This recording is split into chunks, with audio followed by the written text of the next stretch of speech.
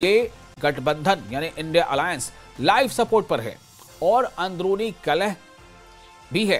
भाजपा की 24 घंटे चलने वाली चुनावी मशीनरी की बराबरी न कर पाने की वजह से इसके आईसीयू में जाने का खतरा है। बड़ी बात कह दी उमर अब्दुल्ला ने। उमर अब्दुल्ला ने कहा है कि इंडिया अलायंस के आईसीयू में जाने का खतरा है।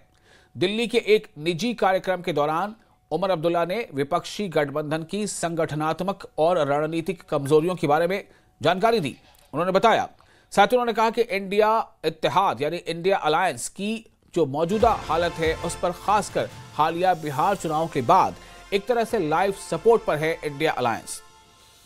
उन्होंने कहा कि हर कुछ समय बाद कोई ना कोई पैडल लेकर आता है और हमें एक झटका देता है और हम फिर से उठ खड़े होते हैं, लेकिन दुर्भाग्य से यानी बदकिस्मती से बिहार जैसे नतीजे आते हैं और हम फिर नीचे गिर जाते हैं।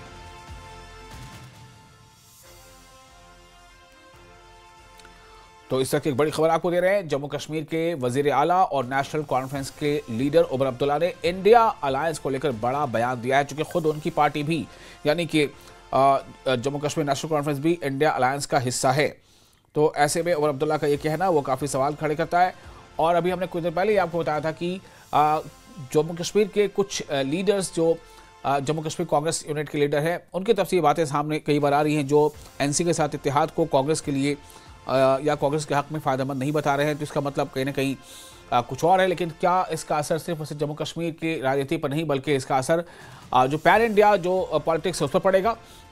हमारे साथ आर.एस. पठानिया मौजूद हैं इस वक्त जम्मू कश्मीर से, जो बीजेपी के स्पोक्स पर्सन है, एमएलए भी है। उनसे इस पर रिएक्शन लेना चाहूँगा।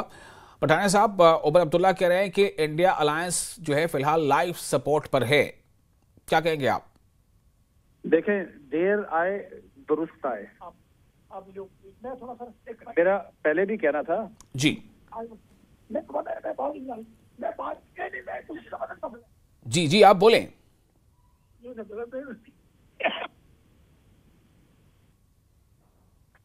जी, उमर अब्दुल्ला साहब ने जो बयान दिया है उस पर मैं आपका रिएक्शन जानना चाह रहा हूं। आपने कहा कि आपने पहले भी ऐसा कहा था कि देर आए दुरुस्त आए। जी पठानिया साहब, आपको मेरी आवाज मिल रही है?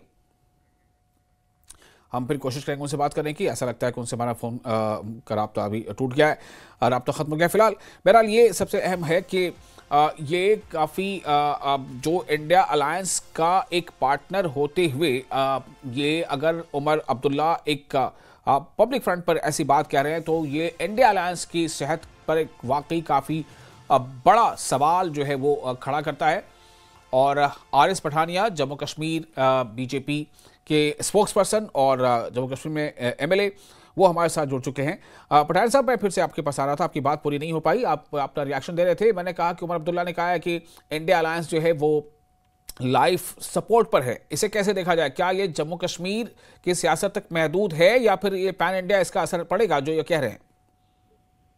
जी, देर आए दुरुस्त आए। जी, चलो, हम तो पहले दिन से कह रहे थे कि इंडी गठबंधन ना इसकी कोई दिशा, ना इसका कोई विचार, ना इसका कोई एजेंडा, ना इसका कोई पॉलिसी, ना इसका कोई कॉमन मिनिमम प्रोग्राम, ना ही इनकी कहीं घोषणा पत्र में कहीं में, लेकिन सिर्फ भारतीय जनता पार्टी के विरुद्ध नफरत कि भारतीय जनता पार्टी को रोकना है।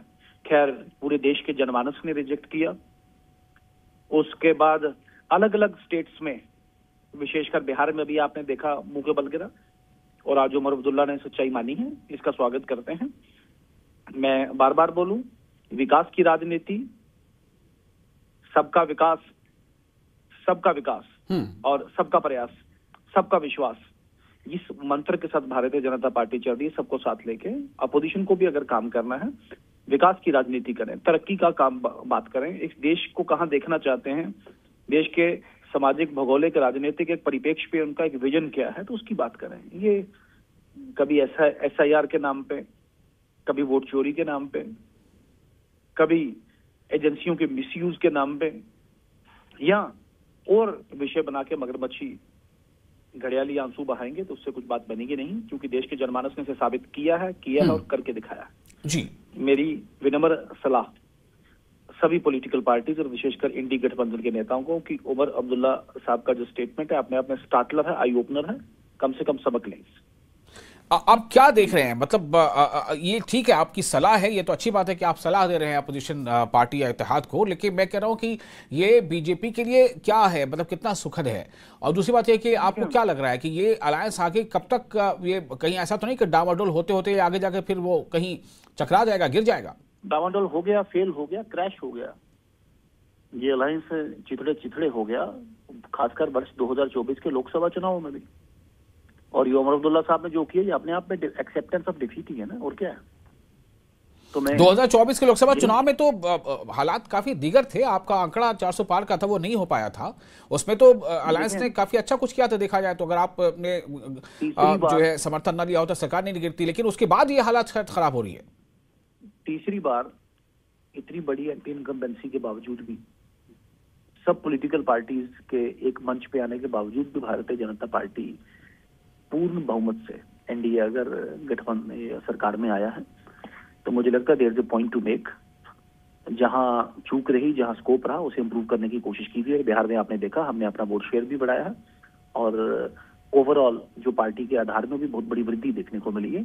तो ठीक है, there is always room for improvement. आपने ठीक कहा, जो थोड़ा बहुत नीचे रहे हैं वो हमारे लिए एक सबक का एक केंद्र, एक विषय, एक सबक जरूर रहा है। उससे हमने सबक जरूर लिया और आगे भी भारतीय जनता पार्टी अपने आप को रीमॉडल, रीजिजल और रीड्राफ्ट अपने आप को करेगी। देश की सबसे, बल्कि दुनिया की सबसे बड़ी political party Bharatiya Janata party इस देश के राजनीतिक, सामाजिक परिप्रेक्ष्य में और खासकर अंतर्राष्ट्रीय परिप्रेक्ष्य में जी बतौर अर्थव्यवस्था भारत को कहां देखना चाहते हैं, अपने आप में एक डिफेंस लीडर के तौर पर भारत को कहां देखना चाहते हैं, दी फाइट अगेंस्ट हंगर में भारत को कहां देखते हैं, दी फाइट फॉर क्लीन एनवायरनमेंट में भारत को कहां देखते हैं, दी फाइट अगेंस्ट डिजीजेज, एक सेहतमंद, एक पूरा दुनिया, पूरा विश्व की स्वास्थ्य ठीक हो, वहां भारत के ग्लोबल प्लेयर है, भारत को कहां देखते हैं। इन सभी को मुझे लगता है इन सभी विषयों पर भारतीय जनता पार्टी काम कर रही है। आने वाले दिनों में इसमें मैंने कहा कि संकल्प से सिद्धि को लेकर इसको आगे अब जाने की बात करेंगे। चलिए, बहुत शुक्रिया आपका तमाम जानकारी के लिए, तमाम बातचीत के लिए। तो आपने सुना कि बीजेपी के तर्जुमान, जम्मू कश्मीर बीजेपी के तर्जुमान और एमएलए आरिफ पठानिया ने इस पर जो अपना रिएक्शन दिया, उनका कहना है कि ये ऐसा होना ही था और उनका ये कहना है कि अभी ये शुरुआत है, आगे जाकर ये बिल्कुल क्रैश हो जाएगा ये जो गठबंधन है। और अब खबरें एयरलाइंस से जुड़ी। एयरलाइंस कंपनी इंडिगो के ऑपरेशन में लगातार 5वें दिन फ्लाइट के कैंसिल होने का सिलसिला जारी है। आज भी इंडिगो एयरलाइंस की 500 से ज्यादा उड़ानें रद्द हुई हैं, जिसका असर जम्मू कश्मीर में भी देखने को मिला। श्रीनगर एयरपोर्ट पर अब तक इंडिगो की 13 फ्लाइट्स को कैंसिल किया गया है। वहीं जम्मू एयरपोर्ट से 3 इंडिगो की 3 फ्लाइट रद्द हुई है। सबसे ज्यादा फ्लाइट बेंगलुरु एयरपोर्ट पर रद्द की गई है, जहां से इंडिगो की 124 उड़ानें रद्द हुई हैं।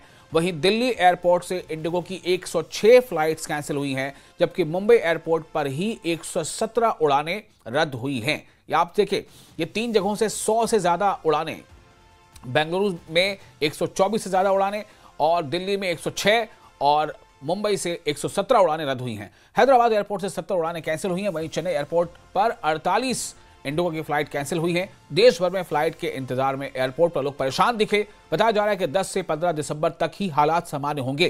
दिल्ली, मुंबई, बेंगलुरु और चेन्नई एयरपोर्ट पर रात भर पैसेंजर परेशान दिखे। इससे पहले 4 दिनों में रद्द उड़ानों की तादाद, उड़ानों की संख्या 2500 से ज्यादा हो गई।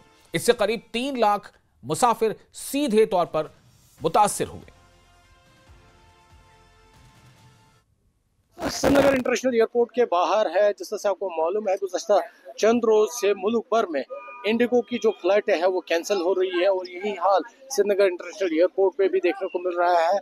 और जिस तरह से कल यहाँ से इंडिगो की फ्लाइटें कैंसिल हुई थी, आज भी यहाँ से इंडिगो की कई परवाजें जो है वो कैंसिल हुई हैं और कई अभी भी डिलेड है, जिसकी वजह से जो पैसेंजर्स हैं उनको मुश्किलात का सामना करना पड़ रहा है। हालांकि लगातार कल भी यहाँ पर कई सारे जो पैसेंजर्स हैं वो एयरपोर्ट पहुंचे थे और एयरपोर्ट पहुंचने पर उन्हें मालूम हुआ था कि उनकी फ्लाइट कैंसिल है। लेकिन आज सुबह ही जो श्रीनगर इंटरनेशनल एयरपोर्ट अथॉरिटी है, उन्होंने सुबह ही जानकारी दी थी कि उनकी जो फ्लाइटें हैं वो आज कैंसिल है।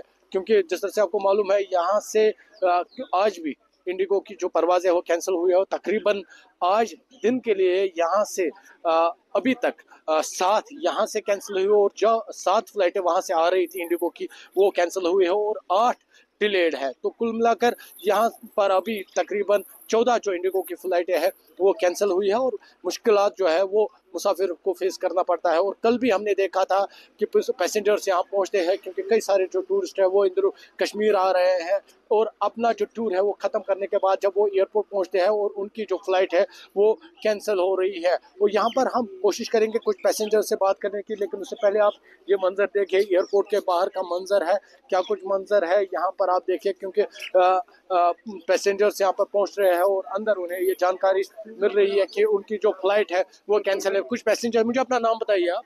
मेरा नाम सपन है जी। कहाँ से आया? मैं पंजाब से आया हूँ। तो आज आपकी फ्लाइट थी, क्या स्टेटस था? स्टेटस पहले तो ऑन टाइम आया, फिर यहाँ जाके डिले, फिर थोड़ी देर के बाद बोला कि कैंसिल है आपकी फ़्लाइट। तो हमें कोई ऑफिशियल कोई ऐसा कुछ स्टेटमेंट बताया नहीं है और कल का भी बोल रहे हैं कल जाएगी, कब जाएगी हमें कुछ पता नहीं है। हमारा वहाँ पहुँचना बहुत ज़रूरी था और आगे भी हमारी रिजर्वेशंस हैं वो सारी ख़राब हो गई हैं और हमारे जैसे काफ़ी लोग यहाँ पर फंस गए हैं। मैं दिल्ली से आया था, मनवीर सिंह नाम है, और अभी मैंने दिल्ली ही जाना था वापस। तो बस अभी अंदर गए हैं तो अभी कुछ सोल्यूशन नहीं निकल पा रहा है इंडिगो का, तो अब फिर अभी बाहर आए हैं वापस। और सबसे दूसरी प्रॉब्लम, जो दूसरी एयरलाइंस है उनका टिकट 20,000 का आ रहा है। बताओ, ये तो मतलब पब्लिक को पहले ही जो परेशान है उनको और परेशानी हो रही है। दूसरी एयरलाइंस उनको और 20,000 25,000 का टिकट दिखा रही है वन वे, जबकि 15,000 12,000 में डबल वे हो जाता है। 20,000 का सिंगल वे दिखा रहा है। अब हम अगर चलो हम भी अफोर्ड कर लेते हैं पर दूसरा बंदा नहीं कर पाएगा तो उनके लिए बहुत दिक्कत है, बहुत ज़्यादा दिक्कत। जिस तरह से इन्होंने बताया कि वो काफ़ी परेशान है क्योंकि इन्होंने होटल भी अब अपना चेकआउट किया है, जिसकी वजह से जो इनकी मुश्किलात है उसमें इजाफा हो रहा है। न्यूज़ 18 के लिए श्रीनगर इंटरनेशनल एयरपोर्ट से मैं आबिद हुसैन।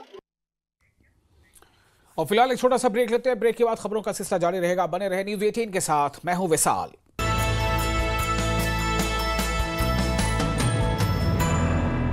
गोल्डी मीट मटन मसाले, जो आपके हाथ का मटन खाए जिंदगी भर आपका हो जाए। जहाँ जाए रिश्ते बनाए गोल्डी मसाले। श्रीनगर एयरपोर्ट से 8 फ्लाइट कैंसिल, यात्रियों में हाहाकार। जम्मू एयरपोर्ट पर भी इंडिगो की 3 फ्लाइट्स कैंसिल। इंडिगो ने 10 में से 7 स्केड्यूल फ्लाइट्स फिर से शुरू की। सभी एयरपोर्ट से इंडिगो की उड़ान शुरू। फ्लाइट्स की संख्या कम रखते हुए उड़ान शुरू। 10 से 15 दिसंबर तक नॉर्मल होगी स्थिति। सरकार ने इंडिगो संकट के हाल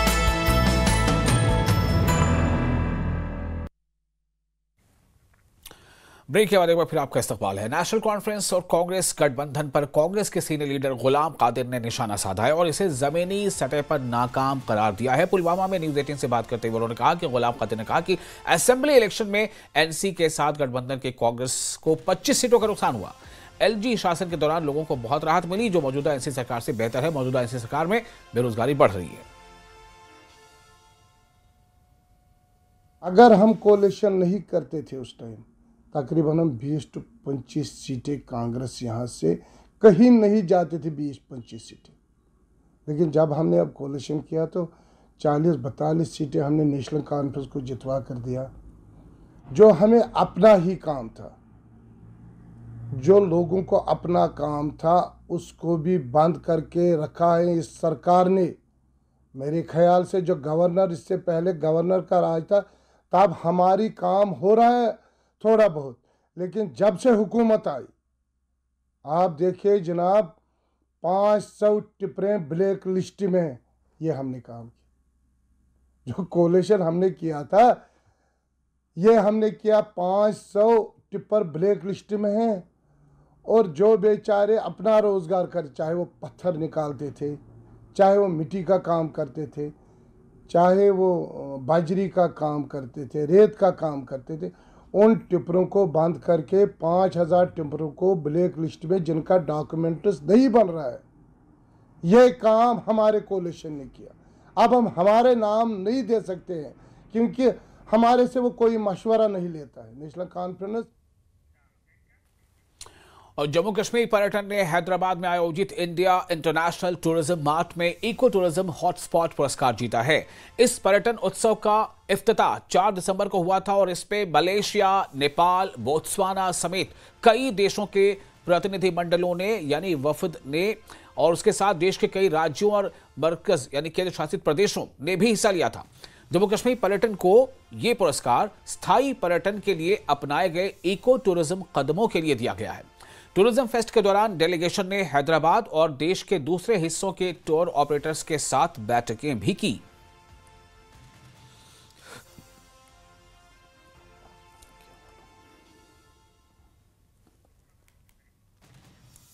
तो जम्मू कश्मीर पर्यटन ने हैदराबाद में आयोजित, जिसका इनकाद हैदराबाद में हुआ था, हैदराबाद में मुनक़िद India International Tourism Mart, India International Tourism Mart में इको टूरिज्म हॉटस्पॉट इनाम जीता है। जम्मू कश्मीर के लिए एक बड़ी खबर है। जम्मू कश्मीर सयाहत ने, टूरिज्म ने हैदराबाद में मुनक़िद इंडिया इंटरनेशनल टूरिज्म मार्ट में इको टूरिज्म हॉटस्पॉट पुरस्कार जीता है। इस पर्यटन उत्सव का इफ्तिताह 4 दिसंबर को हुआ था और इसमें मलेशिया, नेपाल, बोत्सवाना समेत कई देशों के वफद के साथ साथ देश के कई राज्यों और यूटीज यानी यूनियन टेरिटरीज ने भी हिस्सा लिया था। जम्मू कश्मीर टूरिज्म यानी जम्मू कश्मीर की जो सयाहत है उसको ये इनाम क्यों मिला? उसको ये इनाम स्थायी पर्यटन के लिए अपनाए गए इको टूरिज्म कदमों के लिए दिया गया है। ये इको टूरिज्म को बढ़ावा देने के जो उन्होंने स्टेप्स उठाए हैं जम्मू कश्मीर टूरिज्म में, उसके लिए उसे ये इनाम दिया गया है। टूरिज्म फेस्ट के दौरान डेलीगेशन ने हैदराबाद और देश के दूसरे हिस्सों के टूर ऑपरेटर्स के साथ बैठकें भी की थी।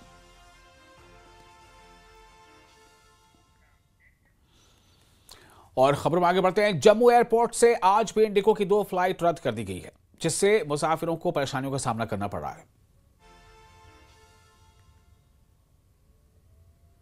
आपको बता दें कि आज जम्मू एयरपोर्ट में जो है लगभग इंडिगो की 2 फ्लाइटें जो है वो रद्द हुई हैं और यात्रियों को काफ़ी दिक्कतों का सामना जो है वो करना पड़ रहा है। अगर बात की जाए, यात्री जो है सुबह से ही एयरपोर्ट पर इंडिगो के काउंटर पर पहुंच रहे हैं। आप देख रहे हैं यहाँ पर वो जो है अपनी फ्लाइट के लिए जानकारी जो है वो हासिल कर रहे हैं। फिलहाल जो जानकारी हमें मिल पा रही है कि इंडिगो की 2 फ्लाइटें जो हैं वो फिलहाल अभी कैंसिल हुई है और यात्रियों को काफ़ी दिक्कतों का सामना जो है वो सुबह से ही करना पड़ रहा है। हालांकि कल भी इंडिगो की फ्लाइटें जो है जम्मू से जो है कैंसिल हुई थी और इंडिगो की तरफ से यहाँ पर एक टोल फ्री नंबर जो है वो लगाया गया है और कस्टमर को, जो यहाँ के जो यात्री यहाँ पर आ रहे हैं, उन्हें इस टोल फ्री नंबर पर जो है जानकारी जो है हासिल करने के लिए कहा गया है और जो अपनी टिकट कैंसिल करवाना चाहते हैं वो इन नंबरों पर जो है कॉल कर सकते हैं और अपना रिफंड जो है वो वापस ले सकते हैं। कुछ यात्री हमारे साथ हैं, हम उनसे भी बात करेंगे।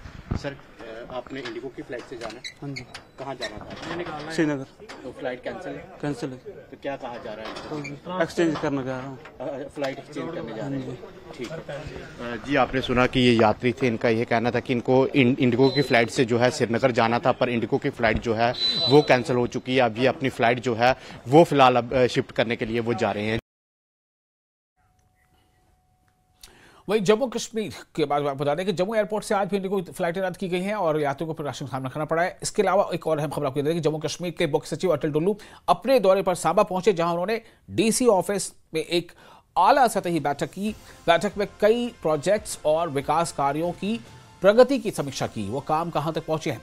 इस दौरान जो चीफ सेक्रेटरी है उन्होंने अफसरान को सभी प्रोजेक्ट्स को वक्त पर पूरा करने के साथ साथ ट्रांसपेरेंसी के साथ, पारदर्शिता के साथ इसे पूरा करने की हिदायत जारी की हैं। साथ ही विकास कार्यों से जुड़ी बाधाओं और लंबित मामलों को जल्द निपटाने की भी हिदायत दी हैं। बैठक में विजयपुर में बन रहे नए बस स्टैंड की प्रगति के बारे में भी मुख्य सचिव अटल डुल्लू ने चर्चा की। साथ ही उन्होंने दिल्ली अमृतसर कटरा नेशनल हाईवे पर चल रहे कार्यों की स्थिति का भी उन्होंने जायजा लिया। जो सांबा डिस्ट्रिक्ट के डेवलपमेंट के काम हैं, इनका रिव्यू किया गया एक मीटिंग में, जिसमें सभी डिपार्टमेंट के ऑफिसर्स थे और डिटेल्ड रिव्यू हुआ। उसमें पता चला कि बहुत सारी स्कीमें यहाँ चल रही हैं, जो कि बहुत सारी स्कीमों में भारत सरकार की फंडिंग है और कुछ यूटी सेक्टर की भी स्कीमें हैं जिनका काम चल रहा है और सभी स्कीमों में प्रोग्रेस अच्छी है और काम चल रहे हैं। और उसके साथ साथ कुछ मेगा प्रोजेक्ट्स भी हैं, जैसे दिल्ली अमृतसर कटरा एक्सप्रेसवे, इधर ये जो है एम्स बन चुका है और भी कई सारे काम हैं जहाँ चल रहे हैं, तो उनका भी रिव्यू किया गया। कुछ इश्यूज़ आते हैं इनके इम्प्लीमेंटेशन वगैरह में, उनको कोऑर्डिनेशन से कैसे हम रिजॉल्व करें उस पर डिटेल्ड चर्चा हुई। और आज यहाँ पर यह बस स्टैंड आप देख ही रहे हैं, ये JMRDA के तहत ये बनाया गया है, तो जल्दी ही ये भी ऑपरेशनल होगा। और इसके साथ ही